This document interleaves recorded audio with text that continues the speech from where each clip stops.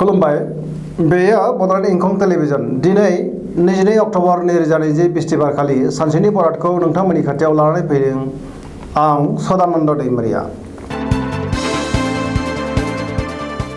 सिगां फरायथिं लादों मेष राशि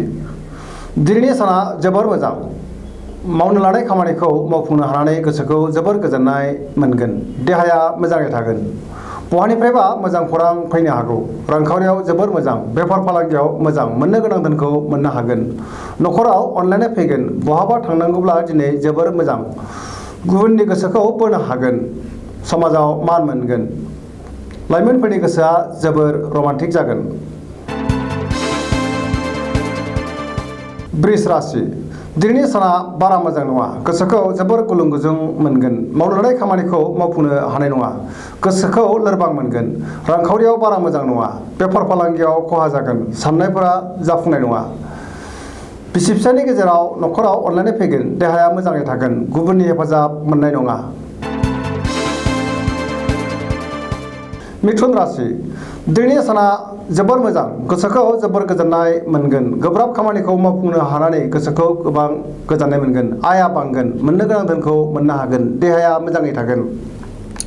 रांखावरियाव मोजां बेफार फालांगियावबो मोजां मुलाम्फा मोननो हागोन नखराव बिसि फिसायनि गेजेराव अनलायनाय फैगोन गोसोनि साननायफोरा जाफुंगोन कर्कट राशि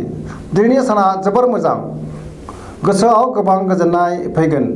गुबुनखौ मान होनो रोंगोन सुथुरखौ फेजेननो हागोन रांखावरियाव मोजां बेफार फालांगियावबो गोबां मुलाम्फा मोननो हागोन देहाया मोजाङै थागोन हरखाबै बहाबा सोरबा गोजाम लोगोखौ लोगो मोनगोन गुबुननि हेफाजाब मोनगोन सेंग्रा सिख्लाफ्रा जोबोर रमान्टिक जागोन फरायसाफ्रा फरायनायाव गोसो दुंगोन सिंह राशि दिनैनि साना बारा मोजां नङा गोसोआव गुलाय गुजाय साननाय फैगोन मावनो लानाय खामानिखौ मावफुंनो हानाय नङा सोरबा लोगोआ खहा खालामनो नाजागोन सुथुरा बांगोन रांखावरियाव मोजां नङा गोबां धोन खहा जानो हागौ बेफार फालांगियाव मोजांद्राय नङा नखराव अनलायनाय फैगोन देहाया मोजाङै थागोन कन्या राशि दिनैनि साना मोजां आरो गाज्रिनि गेजेरजों बाबेनलांगोन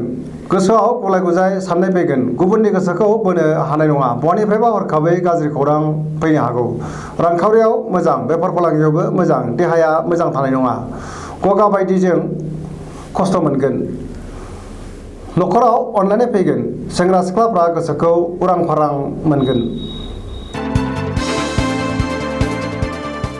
तुला राशि दिनैनि साना बारा मोजां नङा गोसोखौ जोबोर गुलाय गुजाय मोनगोन गोसोनि बोलोआ लोरबां जागोन गोसोनि साननाया देबोरनांगोन मावनो लानाय खामानिखौ मावफुंनो हानाय नङा देहाया मोजाङै थागोन रांखावरियाव मोजां नङा मोननो गोनां धोनखौ मोननाय नङा नखराव बिसि फिसायनि गेजेराव अनलायनाय फैगोन समाजाव मान हानि जानो हागौ सोलोनि आंखाल जागोन गुबुननि बोसोन लानांगोन वृश्चिक राशि दिनैनि साना जोबोर मोजां गोसोआव गोबां गोजोननाय फैगोन मावनो लानाय खामानिखौ थि समावनो मावफुंनो हागोन गोसोनि साननाया जाफुंगोन गोसोनि बोलोआ बांगोन समाजाव मान मोनगोन नखराव अनलायनाय फैगोन रांखावरियाव जोबोर मोजां बेफार फालांगियावबो मोजां मुलाम्फा मोननो हागोन देहाया दिनै मोजाङै थागोन गुबुननि हेफाजाब मोनगोन बहाबा दावबायहैनो खाबु मोनगोन गोबां सुबुंजों लोगो मोनलायगोन फरायसाफ्रा फरायनायाव गोसो दुंगोन लाइमोनफोरा जोबोर रमान्टिक जागोन धनु राशि दिनैनि साना जोबोर मोजां बबेबा मोनसे फोरबोआव बाहागो लानानै गोसोखौ जोबोर गोजोननाय मोनगोन गोसोआव बोलो बांगोन मावनो लानाय खामानिखौ थि समावनो मावफुंनो हागोन गोसोनि साननाया जाफुंगोन रांखावरियाव जोबोर मोजां बेफार फालांगियावबो मोजां मुलाम्फा मोननो हागोन समाजाव मान मोनगोन देहाया मोजाङै थागोन गुबुननि गोसोखौ बोनो हागोन नखराव अनलायनाय फैगोन सेंग्रा सिख्लाफोरा गोसोनि साननायखौ फोरमायलायनो हागोन मकर राशि दिनैनि साना बारा मोजां नङा गोसोनि साननाया जाफुंनाय नङा मावनो लानाय खामानिखौ मावफुंनो हानाय नङा रांखावरियाव मोजांद्राय नङा नाङा फाङा खरसाया बांगोन बेफार फालांगियावबो मोजां नङा होनजायो नखराव अनलायनाय फैगोन बिदा फंबायनि हेफाजाब मोनगोन समाजाव मान मोनगोन देहाया मोजां थानाय नङा नेगेटिभ एनार्जिनि गोहोम गोग्लैगोन कुम्भ राशि दिनैनि साना बारा मोजां नङा गोसोखौ गुलुं गुजुं मोनगोन माबा जाहोनाव गुबुनजों लाजिफोनांजानो हागौ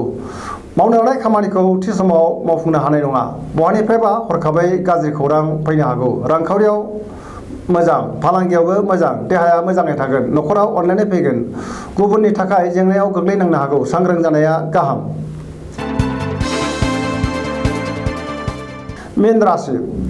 दिनैनि साना मोजां आरो गाज्रि गेजेरजों बाबेरलांगोन गोसोआव गुलाय-गुजाय साननाय फैगोन गोसोनि बोलोआ लोरबां जागोन माबा मोनसे गोरोन्थि मावफ्लांनानै गोबां खहा जानो हागौ सांग्रां जानाया गाहाम गोसोनि साननायखौ गुबुननो फोरमायनो हागोन।